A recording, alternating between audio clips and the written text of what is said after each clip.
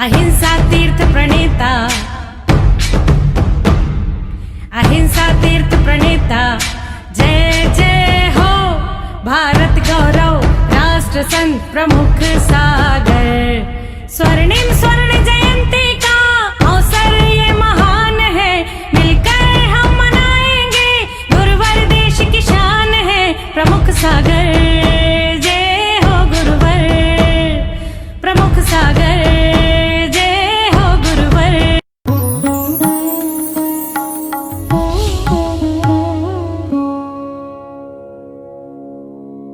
ठीक होने वाले नहीं हो, हमें परहेज को जरूर स्वीकार करना चाहिए। परहेज करते हैं तो शरीर स्वस्थ रहता है और प्रायश्चित करते हैं तो आत्मा स्वस्थ रहती है। जो लोग परहेज नहीं करते उनके शरीर स्वस्थ नहीं रह सकते, और जो लोग प्रायश्चित का पालन नहीं कर सकते वो लोगों की आत्मा पवित्र नहीं हो सकती। परहेज से शरीर स्वस्थ होता है और प्रायश्चित से आत्मा स्वस्थ रहती है। इतना ही विचार करो। हमें पुण्य बढ़ाते जाना चाहिए। पहला पुण्य अगर अपने जीवन में है तो हमारा शरीर स्वस्थ रहेगा। शरीर स्वस्थ नहीं है तो तुम्हें कुछ भी नहीं मिला, ना कुछ हो। तो अगर तुम्हारा परिवार अच्छा है, परिवार भी अच्छा मिलना पुण्य के ही प्रभाव से होगा। पापियों के परिवार अच्छे नहीं होते।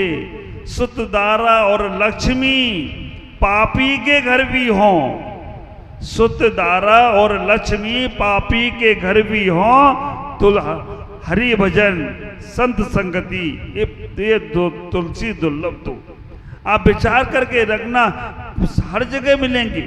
अच्छा परिवार मिलना ये तुम्हारा पुण्य है। और अगर तुम्हारे पास पुण्य नहीं है तो तुम्हारा परिवार हमेशा डिस्टर्ब रहेगा। मंदिर में तो बहुत भक्ति करते हो, आप ख्याल करो। मंदिर में आके भजन गाना बहुत आसान है ना। कौन सा गाते कि आज मेरी कुटिया में भगवान आए हैं, राम आए हैं, वो कौन सा भजन है?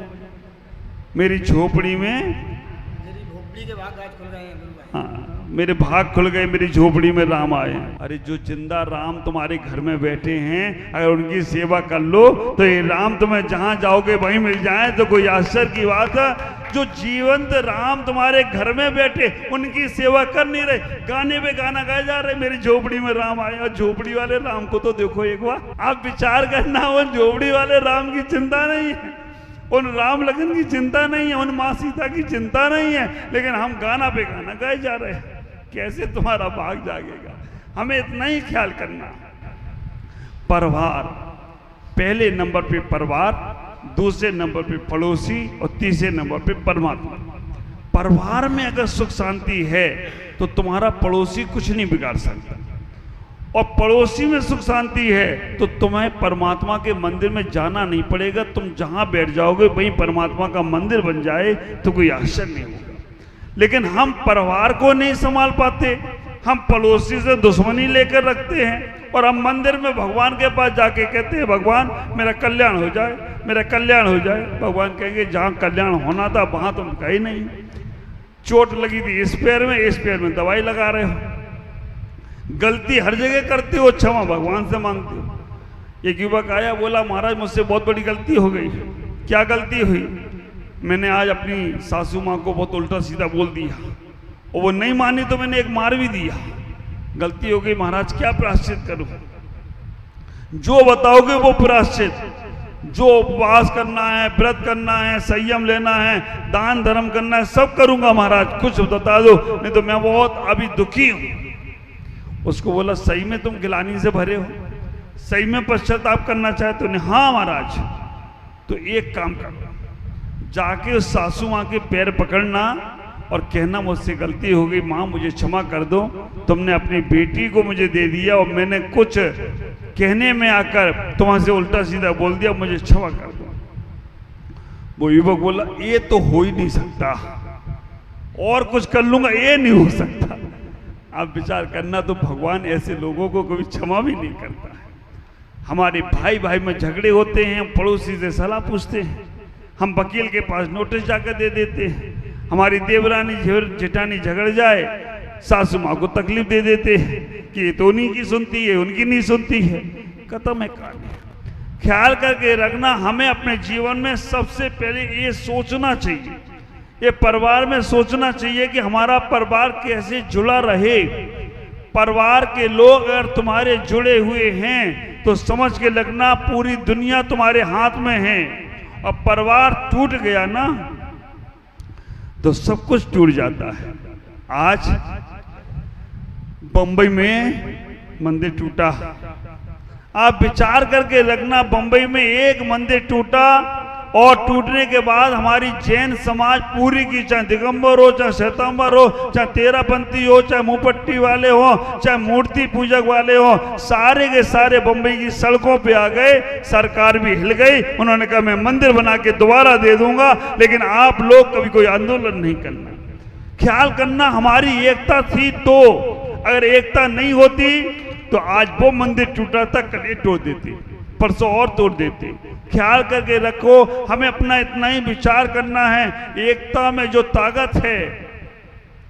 जब संयुक्त परिवार थे ना, वहां इतने ज्यादा झगड़े नहीं थे। संयुक्त परिवार थे ना, वहां इतनी ज्यादा टेंशन नहीं थी। संयुक्त परिवार में क्या होता है, एक नाराज होता है तो दूसरा समझा देता है। संयुक्त परिवार होता है तो एक बात नहीं मानता है तो दूसरा मनवा लेता है। अब सेपरेट हो गए, दो ही रह रहे, एक नाराज हो तो मनाए कौन। अब मालूम पड़ा दोनों ही मुंह फुला के बैठ गए, और दोनों ही मुंह फुला के बैठ गए। दूसरे पड़ोसी मजा ले रहे, वो देख रहे हैं कि चलो अग्नि जल रही है, घी डालो, है ना, अग्नि जल रही है, पेट्रोल लेके घूम रहे हैं सब, और मजा लूटते हैं दूसरे लोग। इसीलिए अपने परिवार की बात कहीं बाहर नहीं जाना चाहिए, कितना भी कुछ हो जाए। जैसे ही तुम्हारे परिवार की बात बाहर गई तो ख्याल करके रखना, अब तुम्हारे पास कुछ नहीं बचेगा। मैं तो हमेशा एक बात कहता हूं इन बहुओं से, कितना भी कुछ हो जाए ससुराल में, ससुराल की बात माँ के घर नहीं कहना। अगर तुम्हें अपने घर को स्वर्ग बनाना है, ससुराल की बात अगर माँ के घर गई तो तुम्हारा ये भी घर बर्बाद हुआ और वो भी घर बर्बाद कर दिया, क्योंकि माँ को भी टेंशन दे दी, पिता को भी टेंशन दे दी, मेरी बेटी फंस गई है, मेरा बेटा यह हो गया है। ख्याल करना। और मैं उन पुरुषों से भी कहता हूं, तुम्हारी बहू है, बेटी है, अगर कहीं उससे कुछ गलती हो जाए, चार लोगों को मत बताओ, मत दूसरों से उनके बात शेयर करो, क्योंकि तुम कहते तो अपनी ही घर की इज्जत उखाड़ कर दोबारा वो दूसरों को बता रहे हो, मत करो।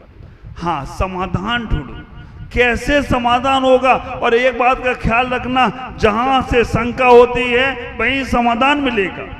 चिंतन करो, मनन करो। हाँ, कोई बात नहीं समझ में आ रही, अपने गुरु को बताने का प्रयास करो, तुम्हारा जीवन बहुत अच्छा होगा। हमारा पुण्य होता है तो हमारा परिवार बहुत अच्छा होता है। तीसरे नंबर पर, आज आप अगर मंदिर में बैठे हो और आज हम अगर आपको मिले हैं तो पुण्य की वजह से मिले या पाप की वजह से मिले? पुण्य की वजह से।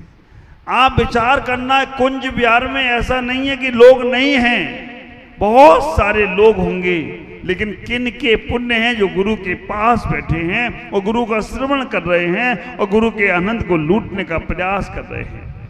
ऐसे ही धर्म करने का पुण्य मिले ना, आप धन्यवाद की प्रार्थना शुरू करो। होता है बहुत से लोग, बाप जी आपने हमें इतना अच्छा सौभाग्य दे दिया, इतना अच्छा पुण्य का लाभ दे दिया, महाराज जी आपने प्रवचन सुनाकर मुझे हमारा जीवन के कल्याण का पथ खोल दिया। धन्यवाद दो, अच्छी बातें जहां से मिले। मंदिर में भी भगवान को धन्यवाद दे के जाओ, भगवान आपकी ही कृपा है जो मैं आपके पास आ रहा हूं।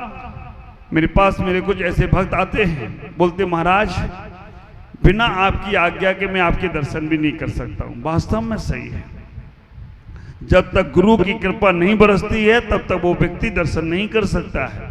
बहुत से लोग आते हैं बाहर से चले जाते हैं, आप ख्याल करना। तीसरे नंबर पर, अगर आपको सब कुछ मिला है तो धर्म अच्छा करने का मौका मिला है। और चौथे नंबर पर, अगर आपके जीवन में कभी ये पुण्योदय आ जाए कि हम त्यागी बनेंगे, वृत्ति बने, खा खा कर कब तक जीवन जिएंगे। ख्याल करना, एक बार शरीर भी हमारी स्थिति करता है कि अब तुम्हारी उम्र हो गई है, अब ज्यादा तुमसे चटर पटर खाना नहीं चलेगा, अब तुम ज्यादा गरिष्ठ भोजन करोगे तो तुम्हें तकलीफ होगी। शरीर भी हमारा कहने को तैयार होता है, लेकिन हम इतने बेईमान लोग हैं, खूब माल मलीदे खाएंगे और बाद में एक हाजमोला की गोली भी खाएंगे पचाने के लिए। अरे पहले से तो सीधा सिंपल सा भोजन करते तो हाजमोला की गोली तो नहीं खानी पड़ती, है ना। दबा दबा के खाओ, फिर दवा खाना जाओ, है ना। अब खवता चलता भी नहीं है, पचता भी नहीं है।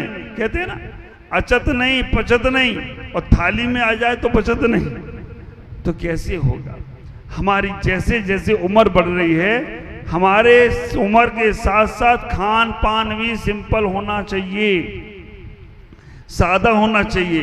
क्योंकि जो लीवर है ना, उस पर ज्यादा तुम जवाब डालोगे ना, खराब हो गया ना, तो बस फिर तो तुम्हारा काम गड़बड़ी हो जाएगा। लीवर को संभाल के रखो। हम अपने घर को, परिवार को संभाल रहे हैं। लीवर, किडनी, हमारे शरीर में जो जो चीजें हैं उनकी भी देख रेख करना है, अपनी नहीं करना है। जिन चीजों से प्रॉब्लम है ख्याल करना।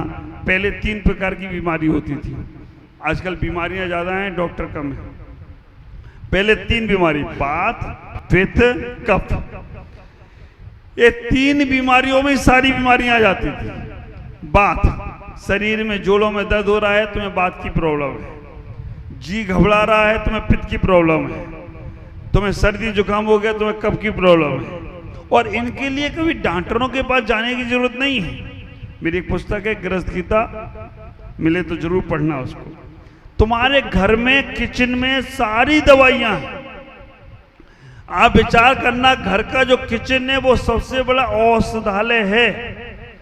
धनिया भी तुम्हारे काम में आती है। ज्यादा गर्मी लगती हो ना, धनिया का पानी पी लो आप, बिल्कुल ठंडा ही ठंडा होगा। सारा का सारा तुम्हारा फ्रिज का पानी फेल हो जाएगा।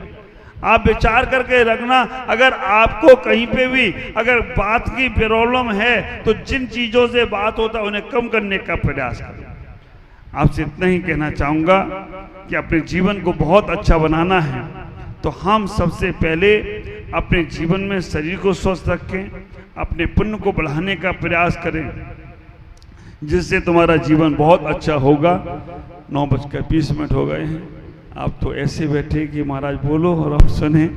आनंद आ रहा है, हमको भी आ रहा है, लेकिन अभी विधान भी होना है और सारा का सारा कार्य होना है। लेकिन आपसे कहूँगा कि जीवन को आनंद एंजॉय करो।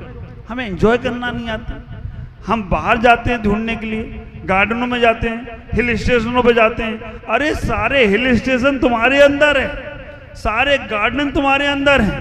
मन चंगा तो कठौती में गंगा। मन को प्रसन्न रखो। और आप विचार करके रखना, जो लोग मन से मस्त रहते हैं, बीमारी भी उनके पास आने से घबराती है। और जो लोग हमेशा टेंशन में रहते हैं ना, बीमारी कहती है इसी को पकड़ो, क्योंकि यही हमें पाल सकता है। इसी के यहाँ आराम करने को मिलेगा और इसी को दवाई खिलाएंगे, करेंगे, वो आराम और कराता है तुमको। इसलिए उस बीमारी से भी लड़ने की ताकत प्रसन्नता में है, खुशी होने में है। आप अपने जीवन को बहुत आनंदित बनाएं। अगर तुम्हारा ये जीवन कभी व्रती त्यागी बनने के लिए तैयार हो, रोकना मत। ख्याल करना, हम दिन भर खाते हैं, 24 घंटे गटर पटर चटर पटर करते ही रहते। हमें ये लगता है, आप लोग कहते हैं महाराज जी आपकी साधना बड़ी है, 24 घंटे में एक बार भोजन, उसी वक्त पानी, और उसके बाद कुछ भी नहीं। 24 घंटे में गर्मी पड़े सर्दी पड़े, गर्मी में तो पानी महाराज शाम को एक बार और ले लो। नहीं लेते महाराज। आप ख्याल करके रखना। हमें लगता है, आप लोग सोचते हो कि महाराज आपकी साधना बहुत बड़ी है, और मुझे लगता है कि हमसे ज्यादा साधना आपकी है। हम एक बार भोजन करते हैं, एक बार उसी वक्त पानी लेते हैं, उसमें ही पसीना आ जाता है। उस पसीना को बचवाने के लिए मैं हैप्पी भाई को बोलता हूँ पहुंचो पसीना, क्योंकि हाथ में हाथ लेना, हाथ बंधे हुए हैं। और आप दिन भर कैसे खाते होंगे, दिन भर कैसे आप गटर सटर पटर करते हैं, कितनी साधना है आपकी, कैसे वो। हमें तो एक बार में पसीना आ रहा है और तुम दिन भर खाए जा रहे हो। हमारा शरीर ज्यादा नहीं मांगता है, हम जबरदस्ती करते उसके साथ। एक बार खाए सो योगी, 2 बार खाए सो भोगी, 3 बार खाए सो रोगी, और जो बार बार खाए उसकी दुर्गति निश्चित ही होगी। अब विचार करके रखना, 1 बार खाए सो योगी, 2 बार खाए सो भोगी, 3 बार खाए सो रोगी, और बार बार खाए सो उसकी दुर्गति। एक आदमी मेरे पास आया, मैंने कहा भाई चलो दिन में खा लो, रात में मत खाया करो। बोला महाराज आप तो समझते नहीं, हम अकेले हैं, दुकान खोलना पड़ती है, रात को 9 बज जाते हैं। तो हमने कहा चलो रात को 9 बजे के बाद का छोड़ दो, भाई दिन में नहीं छोड़ पा रहे हो, रात को 9 बजे तक दुकान से आते हो, 2 बजे के बाद का छोड़ दो। बोला महाराज कभी कभी पिक्चर देखने चला जाता हूँ, रात में टाइम मिलता है, 12 बज जाते हैं। मैंने उससे कहा 12 बजे के बाद का छोड़ दो। उसने कहा महाराज कभी कभी पार्टी में चला जाता हूँ, 1-2 बज जाता है। तो मैंने कहा चलो 2 बजे के बाद रात भोजन छोड़ दो। बोला महाराज तुम्हें सुबह से कोई मिला नहीं क्या आज? कोई तो हाथ धो के पड़ता है, आप तो ना धो के पीछे पड़े हो। 2 बजे के बाद रात में भोजन छोड़ दो। अब 2 बजे के बाद मैं नहीं छोड़ सकता। मैंने उसे एक अच्छा तरीका बताया। मैंने उससे कहा कि इतना नियम ले लो, सोने के बाद, जागने के पहले रात्रि भोजन का त्याग। इसमें क्या दिक्कत है? सो जाओ तो त्याग, जाग जाओ तो खाने लगना। सोने के बाद, जागने के पहले रात्रि भोजन का त्याग। बोला महाराज नहीं हो सकता। अब क्या दिक्कत है? बोला महाराज मैं सो जाता हूं ना तो सपने में मुझे हल्दीराम की भुजिया दिखती है। आप विचार करना। बोला महाराज सो जाता हूं, सपने में भी हल्दीराम की भुजिया आती है, मैं हल्दीराम की भुजिया खा जाऊं तो दोस्तों नहीं लगेगा, भाग तो यहाँ से, तेरा कल्याण होने वाला नहीं। तो आप विचार करो, इतना ही सोचो, हम दिन भर कैसे अपने जीवन को जीते, हम अपनी मर्यादाएं बनाएं। हम दिन भर में, हमारे साधु महाराज दिगंबर साधु 1 बार ले लेते हैं, सितंबर साधु में 2 बार या 3 बार ले लेते हैं, उसके बाद नहीं लेते, रात में नहीं लेते हैं। तो हमें इतनी मर्यादा बना लेना है, हमें अधवा तदवा चीजें नहीं खाना है, हमें रात्रि में पानी भी नहीं पीना है। अगर डॉक्टर ने बोला है तो चलो बात अपने 8 बजे 6 बजे 7 बजे की मर्यादा बना लो, थोड़ी देर तो इस मशीनरी को रेस्ट करने दो, तब तुम्हारा जीवन अच्छा होगा। दूसरे नंबर पर हमारे पास बहुत सामान है, बहुत सब चीजें हैं, उसकी मर्यादा बनाएं। हम इतना ही सोच लें, हमारे पास आज कितने मकान होंगे, कितने कपड़े होंगे, कितना सब कुछ होगा, और इन सबका पाप लग रहा है। हमने 1 जोड़ी कपड़े पहन लिए हैं, हम जीवन में 100 जोड़ी कपड़े पहनेंगे, इससे ज्यादा जोड़ी कपड़े नहीं रखेंगे। हम जीवन में 10 मकान बंगला रखेंगे, इससे ज्यादा नहीं रखेंगे। हम जीवन में 10 किलो सोना रखेंगे, हम जीवन में 100 किलो चांदी रखेंगे। ऐसा एक नियम बनाओ, उसके बाद जितना भी होगा उसका पाप तुम्हें नहीं लगेगा। और नियम नहीं बनाया तो विचार करना, जितना भी संसार में है सबका पाप हमें लगता चला जाता है। तो आपसे इतना ही कहूँगा, अपने जीवन को सीमित करें, मर्यादित करें, क्योंकि सब कुछ पाना है तो सब कुछ छोड़ना पड़ेगा। सब कुछ ना छोड़ पाओ तो धीमे धीमे कुछ न कुछ त्याग करते जाओ।